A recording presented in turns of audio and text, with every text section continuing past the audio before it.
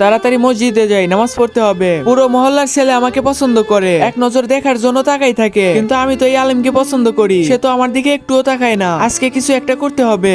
দাঁড়ান আলেম সাহেব, দাঁড়ান দাঁড়ান। কি আমাকে বলতেছেন? আলেম সাহেব, আমার ঘরে একটা সাপ ঢুকেছে, তাড়াতাড়ি আসেন। বলো কোথায় সাপ? এখানে।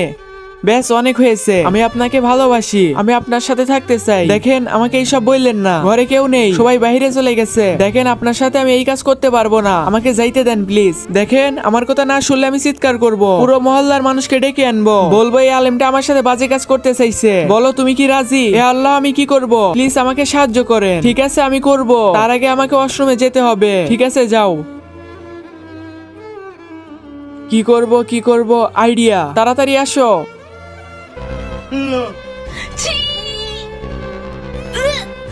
এটা তুমি কি করছো? যাও, বাড়ি থেকে বের হয়ে যাও।